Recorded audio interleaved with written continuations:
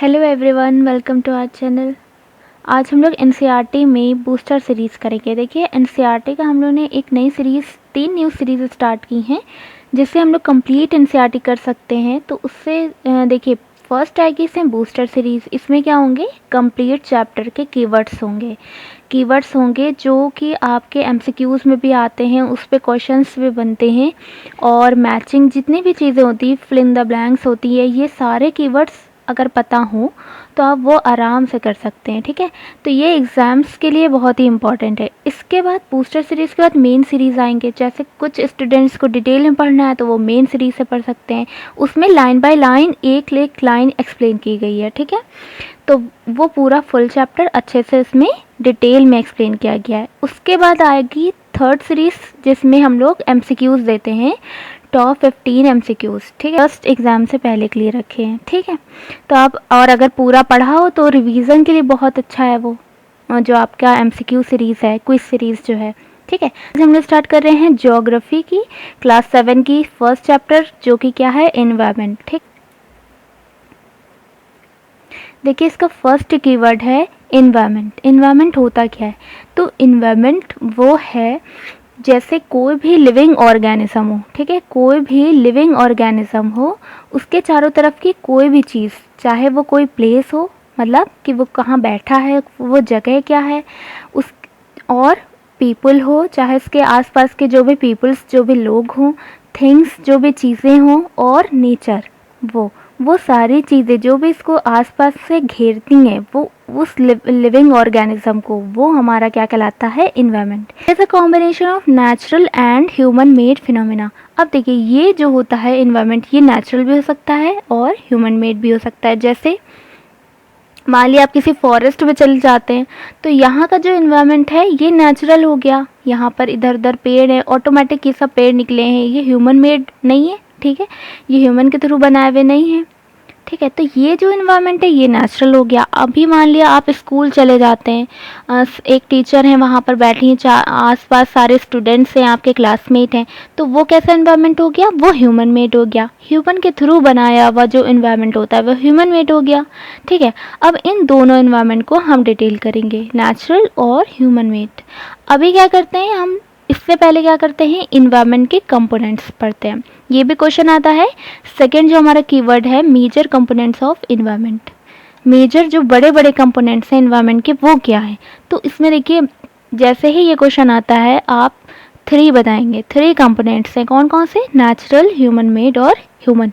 ठीक है, कौन कौन से, नेचुरल, ह्यूमन मेड और ह्यूमन। अभी तो हमने 2 की बात की थी, नेचुरल और ह्यूमन मेड की। अब ये ह्यूमन क्या है, तो देखिए ह्यूमन ऐसा इन्वायरमेंट होता है जो जिसे हम फील कर सकते हैं, जिसको हम देखते नहीं बल्कि हम फील कर सकते हैं। देखिए जैसे ह्यूमन मेड होता है, अब बिल्डिंग्स, पार्क्स, ये सब होती हैं जो कि हमें दिखाई देती हैं। नेचुरल होता है, वाटर बॉडीज़ है, इधर माउंटेन्स वगैरह हैं, तो ये सारी चीज़ें दिखाई देती है। लेकिन ह्यूमन जो होता है ये हमें दिखाई नहीं देता, ये हमें फील होता है। कैसे, इंडिविजुअल। ठीक है, एक ह्यूमन बीइंग के सराउंडिंग ही तो जो चीज़ें होती है वही पूरा इन्वायरमेंट कहलाता है। ठीक है, इंडिविजुअल हो गया, एक फैमिली हो गई। जैसे आप किसी घर में जाएंगे तो एक उसका एक इन्वायरमेंट अलग अलग होगा। ठीक है, एक फैमिली का अलग इन्वायरमेंट होगा, दूसरी फैमिली होगी वो अलग इन्वायरमेंट। तो एक कैटेगरी हमने बना ली फैमिली का। ठीक है, एक कम्युनिटी, जैसे पंचायत वगैरह होती है, पेड़ों के नीचे जो बैठ कर देखा होगा मूवीज़ या सीरियल वगैरह में, तो वो जो होती है कम्युनिटी, वहाँ पे एक अलग सा इन्वायरमेंट होता है। कई सारे लोग, 5-6 लोग होते हैं आसपास, मीटिंग कर रहे होते हैं, क्या सही क्या गलत। रिलीजन, जिसमें सारे रिलीजन आते हैं, रिलीजियस कम्युनिटी होती हैं। ठीक है, रिलीजियस जो इन्वायरमेंट होता है वो एक अलग होता है, जो रिलीजन पे अपने लॉज सारी चीज़ें बताते हैं। एजुकेशनल इन्वायरमेंट जैसे हमें स्कूल्स में मिलता है। ठीक है, एजुकेशनल, एक टीचर है, बाकी सारे स्टूडेंट्स है, वो सब पढ़ाई कर रहे हैं, तो एक अलग सा इन्वायरमेंट है, वो क्या हो गया, एजुकेशनल इन्वायरमेंट हो गया। इकोनॉमिक इन्वायरमेंट, जिस पे इकोनॉमी पे काम होता है, सारी बिल्डिंग्स बनी हुई, इकोनॉमी बेस्ड सारा काम हो रहा है। ठीक है, पॉलिटिकल सिचुएशन, जहाँ पे सारे पॉलिटिकल लीडर्स हैं। तो ये सारे जो इन्वायरमेंट हैं अलग टाइप, ये सारे ह्यूमन में आते हैं। तो मेन 3 कौन से हो गए, नेचुरल हो गया, ह्यूमन मेड हो गया और ह्यूमन हो गया। अब फर्दर हम क्या करेंगे, इनको सेपरेट सेपरेट समझेंगे कि ये जो टाइप्स दिए हैं इनको हम अलग अलग समझेंगे आगे। अब देखिए, एक ये तो हो गया मेजर कंपोनेंट, मेजर सीधा कंपोनेंट भी कह सकते थे, बट वो क्या थे, 3 मेजर कंपोनेंट थे। इसके अलावा 2 कंपोनेंट्स और होते हैं, और ये दोनों कंपोनेंट्स किस में आते हैं, नेचुरल में आते हैं। याद रखिएगा, नेचुरल कंपोनेंट में आते हैं बायोटिक और एबायोटिक कंपोनेंट, जो कि बहुत पूछे जाते हैं। तो बायोटिक कंपोनेंट में क्या आता है, जो भी लिविंग ऑर्गेनिजम्स है, जो भी लिविंग है, मतलब कि सांस ले रहे हैं, जैसे हम लोग हैं, पेड़ पौधे हैं, तो जानवर हैं, तो वो क्या हो गए, प्लांट्स एंड एनिमल्स। एनिमल्स में हम लोग भी आ जाते हैं, ठीक है। तो ये सारी चीज़ें जो भी लिविंग ऑर्गेनिजम्स हैं वो किस में आएंगी, बायोटिक में आएंगी। तो एग्जाम्पल क्या हो गया, प्लांट्स हो गए, एनिमल्स हो गए। जैसे ये आपको पिक दिख रही है लिविंग थिंग्स की, यहाँ पर क्या है, प्लांट्स भी हैं, ये देखिए ये डक है, यहाँ पर ये काऊ है, ये सब क्या हो गए, लिविंग थिंग्स हो गए। तो ये क्या, कैसा एनवायरनमेंट है, ये बायोटिक कंपोनेंट है। अब दूसरा ही कंपोनेंट आता है एबायोटिक। एबायोटिक में क्या आता है, नॉन लिविंग एलिमेंट्स। ये भी नेचुरल है। नेचुरल कैसे, क्योंकि लैंड हम ज़मीन ले रहे हैं। अब ज़मीन ह्यूमन मेड तो होती नहीं है, लैंड जो होती है वो ह्यूमन मेड तो होती नहीं, नेचुरल होती है। तो वो ये इसलिए एबायोटिक नेचुरल में है, लेकिन ये नॉन लिविंग है। नॉन लिविंग समझ में आ रहा है, लैंड नॉन लिविंग होती है, ठीक है। तो ये 2 कंपोनेंट और होते हैं जो कि नेचुरल में आते हैं, ठीक है, बायोटिक और एबायोटिक कंपोनेंट। अब फोर्थ हमारा कीवर्ड है नेचुरल एनवायरनमेंट। नेचुरल को अब हम फर्दर अच्छे से डिटेल में समझते हैं। देखिए नेचुरल भी कई टाइप से होता है। अभी हमने नेचुरल कंपोनेंट तो 2 देख लिए, नेचुरल एनवायरनमेंट के 2 कंपोनेंट, बायोटिक और एबायोटिक। लेकिन नेचुरल एनवायरनमेंट डिटेल में क्या होता है, इसमें क्या क्या चीज़ें आती हैं, इसको समझते हैं। तो देखिए नेचुरल एनवायरनमेंट में क्या आएगा, हमारा लैंड आएगा, वाटर, एयर, प्लांट्स, एनिमल्स, ये सारी चीज़ें जो आएंगी ये किससे आएंगी, नेचुरल एनवायरनमेंट में आएंगी। अब देखिए जो लैंड है, इनमें से लैंड जो है वो किससे रिलेट करता है, वो लिथोस्फीयर कहलाता है। वाटर यानी कि जो भी वाटर बॉडीज़ होती हैं, जितनी भी, चाहे वो लेक्स हो, ओशंस हो, सी हो, को कितनी भी वाटर बॉडी हो, पॉन्ड्स हो, छोटे छोटे तालाब हो, जो भी वाटर बॉडीज़ हैं वो सब किस में आती हैं, उन्हें क्या कहते हैं, हम हाइड्रोस्फीयर कहते हैं। एयर, एयर जैसे जो हवा होती है, हमको पता है एयर जो होती है वो कई सारी गैसेस होती हैं, वो पूरा क्या कहलाती है, एटमॉस्फेयर कहलाता है। कहते हैं आज एटमॉस्फेयर में क्या है, ह्यूमिडिटी ज़्यादा है, नमी ज़्यादा है, ये कहते हैं। तो वो एटमॉस्फेयर की बात कर रहे होते हैं, उसमें क्या आती है, एयर आती है। प्लांट्स और एनिमल्स ये सब किस में आते हैं, ये बायोस्फीयर में आते हैं। अब यहाँ पर इमेज में देखिए, ये वाटर बॉडी ऊपर हमें दिख रही है सबसे पहले, ये किस में, ये हाइड्रोस्फीयर का पार्ट है, ये भी नेचुरल है, ये सारे क्या है, नेचुरल हैं। अब देखिए एयर, मतलब कि ये ह्यूमन मेड नहीं है, ये प्रकृति ने खुद बनाए हुए हैं। एयर, ये जो हवा है, ये किसका पार्ट है, एटमॉस्फेयर का पार्ट है। लैंड, जिस पे हम घर बनाते हैं, बिल्डिंग्स बनाते हैं, सारी चीज़ें बनाते हैं, वो भी नेचुरली है लैंड। तो ये किसका पार्ट है, ये लिथोस्फीयर का पार्ट है। बायोस्फीयर, जिसमें लिथोस्फीयर, एटमॉस्फेयर और हाइड्रोस्फीयर, ये सारी तीनों चीज़ें आपस में कंबाइन करती हैं, ठीक है। अब देखिए यहाँ पर ये एक पॉन्ड टाइप का इन्होंने लिया है, और इसमें देखिए यहाँ पर लैंड भी हमें दिखाई दे रही है, ज़मीन दिखाई दे रही है जिस पे घास उगी हुई है, तो लिथोस्फीयर आ गई। प्लस वाटर हमें दिखाई दे रहा है, पॉन्ड है क्योंकि वाटर दिखाई दे रहा है, इसका मतलब क्या, हाइड्रोस्फीयर आ गया। और यहाँ पर क्या है, यहाँ पर एयर भी है, क्योंकि अगर एयर ना हो तो सांस ही नहीं ले सकते हैं हम लोग, जिंदा ही नहीं रहेंगे।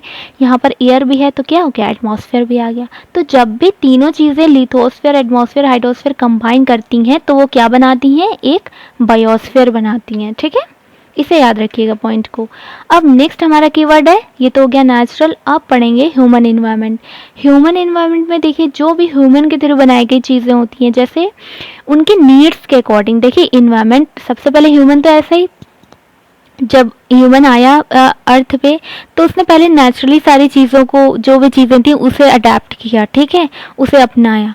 उसके बाद धीरे धीरे उसकी जैसी नीड्स, ख्वाहिशें बढ़ती गई, उसकी ज़रूरतें बढ़ती गई, उसने उसमें इन्वायरमेंट में क्या कर, दखल अंदाजी करना शुरू कर दी, इंटरेक्ट करना शुरू कर दिया और उसे चेंज करना शुरू कर दिया, ठीक है। जैसे लकड़ी लेने के लिए उसने क्या किया, प्लांट्स को काटना शुरू किया, फॉरेस्ट, बड़े बड़े जंगल जो होते हैं उसमें पूरे पूरे जो पेड़ होते हैं, ट्रीज होते हैं, सबको काटना शुरू कर दिया और अपने रहने के लिए घर बनाने लगे, बिल्डिंग्स बनाने लगे, ठीक है। तो बिल्डिंग्स बनाने के लिए सारा जो रॉ मटेरियल चाहिए तो लैंड की यानी कि लिथोस्फीयर की खुदाई करने लगे सारी चीज़ें निकालने के लिए पत्थर। तो ये सारी चीज़ें ना ह्यूमन ने खुद क्रिएट की इन्वायरमेंट में दखल अंदाजी करके। तो जो उसने खुद अपना एक इन्वायरमेंट बनाया उसे कहते हैं ह्यूमन इन्वायरमेंट। इसमें कैसे आता है, बिल्डिंग्स, पार्क्स आ गए बच्चों के खेलने के लिए, ब्रिजेस आ गए रोड्स को जोड़ने के लिए, रोड्स चलने फिरने के लिए आ गई, मॉन्यूमेंट्स आ गए, इंडस्ट्रीज आ गई। ये सब क्या है, ये ह्यूमन के थ्रू बने हुए हैं। ठीक है, तो ये इन्वायरमेंट कहलाता है ह्यूमन इन्वायरमेंट। ठीक है, नेक्स्ट देखिए अब हम क्या पढ़ेंगे, जो भी नेचुरल इन्वायरमेंट था, लिथोस्फीयर, एटमॉस्फेयर, हाइड्रोस्फीयर, बायोस्फीयर, उनको डिटेल में देखते हैं कि वो होता क्या है।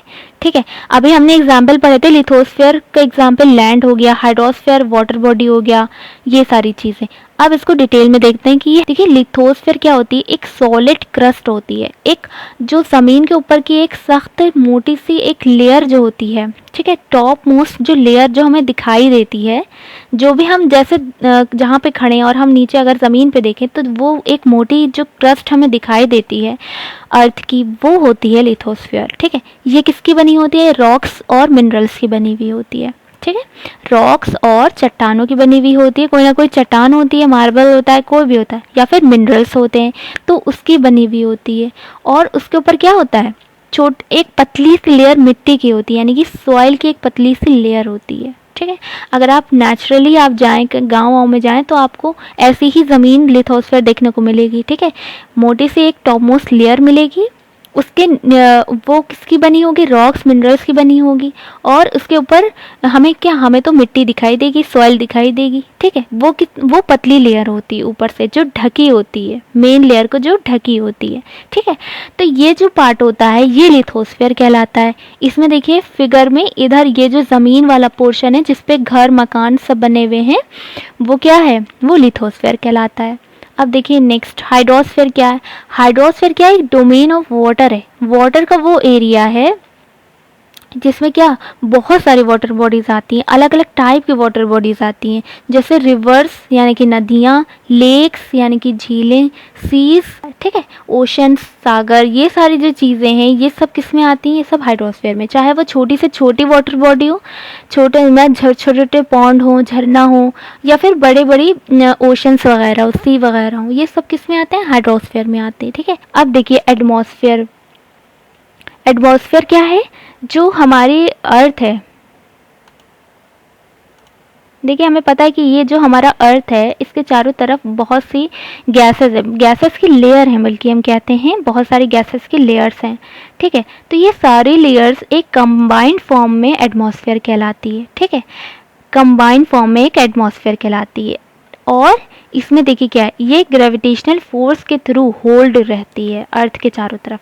क्यों, अब ये गैसेस हैं, ये अर्थ छोड़कर निकल जाएं इधर उधर, अर्थ पे ना रहें, तो ये कैसे, किसी से बंधी है ना, कोई फोर्स इस पे लग रहा है, तो वो जो फोर्स लग रहा है वो ग्रेविटेशनल फोर्स है, जिस वजह से अर्थ के चारों तरफ ये एकदम रुकी हुई हैं, होल्ड की हुई हैं। ठीक है, तो ये एक पतली लेयर है एयर की, जिसे हम जो चारों तरफ अर्थ के हैं, इसे क्या कहते हैं, एटमॉस्फेयर।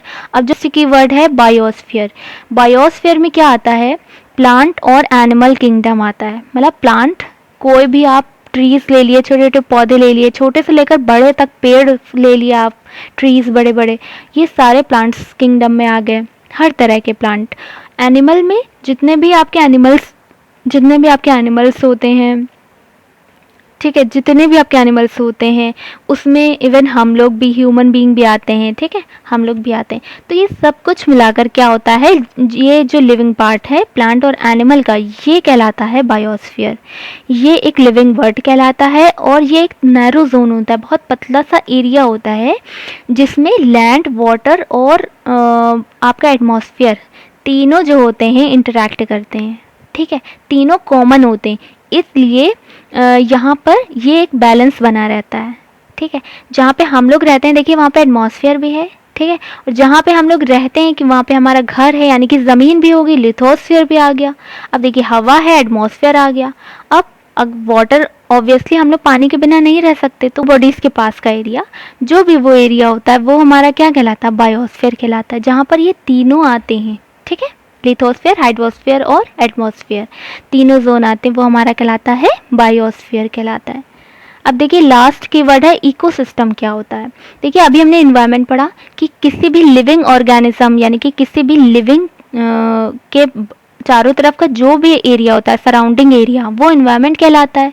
इकोसिस्टम क्या होता है कि इसमें डिपेंडेंसी बताते हैं कि वो किस तरह से डिपेंड करते हैं एक दूसरे पे। अब देखिए दो लोग हैं, जैसे जैसे यहाँ पर ये पॉन्ड इकोसिस्टम है, इसमें देखिए ये एक बतख दिखाई है और ये दूसरी बतख है, या फिर ये इधर डियर है, हिरन है और इधर काऊ है। अब देखिए ये इकोसिस्टम में क्या आता है, दो बत्तख हैं, इन दोनों के बीच का रिलेशन, या फिर हम कह लें ये हिरन जो है, डियर और ये बतख के बीच का रिलेशन ये आता है। इसके साथ ही इनके खुद चारों तरफ का सेपरेट इंडिविजुअली भी हम देखते हैं कि इस बतख के चारों तरफ का एनवायरनमेंट कैसा है। इधर क्या है, लिथोस्फीयर है, घास निकली है, इधर टस फ्लावर है, ये सब है, इधर वाटर है। तो इसके चारों तरफ का एक सराउंडिंग, और इसी की तरह जो दूसरी लिविंग ऑर्गेनिज्म है उसके बीच जो रिलेशन है, ये दोनों कंबाइंड फॉर्म में इकोसिस्टम कहलाता है। ठीक है, अब एक बार इसको देखते हैं, relation between the living organism, यानी कि दो लिविंग ऑर्गेनिज्म के बीच का रिलेशन, एज वेल एज उसके साथ ही relation between the organism and their surrounding, किसी भी ऑर्गेनिज्म और उसकी सराउंडिंग के बीच, यानी कि इसके आसपास क्या है, पेड़ है, झरना है, लिथोस्फीयर यानी कि घास है, ज़मीन है, ये सब जो चीज़ें हैं, ये सारा कंबाइंड फॉर्म में क्या कहलाता है, एक सिस्टम, इकोसिस्टम कहलाता है। और ये बहुत अलग अलग हर जगह होता है। जैसे बड़े बड़े रेन फॉरेस्ट होते हैं, वहाँ का अलग इकोसिस्टम होता है, ग्रासलैंड, डेजर्ट, माउंटेन्स, वहाँ का अलग इकोसिस्टम होता है, लेक, रिवर, क्योंकि हर जगह अलग अलग टाइप के एनिमल और प्लांट्स मिलते हैं, तो वहाँ का अलग अलग इकोसिस्टम होता है। ओशन हो गया, इवन स्मॉल पॉन्ड। अब ये जो इकोसिस्टम पिक में इन्होंने दिखाया है इमेज में, ये पॉन्ड का इकोसिस्टम है, और ये पूरा एक बैलेंस बना के रखते हैं। मतलब अगर इसमें ह्यूमन इसमें अपनी दखलंदाजी करता है, मान ली यहाँ से प्लांट काट के ले जाए या फिर ट्रीज काट के ले जाए, तो कुछ ना कुछ फ़र्क इन एनिमल्स को भी पड़ेगा। तो ये एक बैलेंस बना के रखते हैं आपस में, यही चीज़ इकोसिस्टम कहलाती है। ठीक है, तो यहाँ पर हमारे 10 कीवर्ड्स थे टोटल। तो अगर ये आप अच्छे से समझ गए होंगे तो आप एक्सरसाइज आराम से कर लेंगे, क्वेश्चंस कर लेंगे। तो जैसा भी आपको अच्छा लगा हो वीडियो तो लाइक कीजिएगा, कमेंट कीजिएगा। Thank you so much.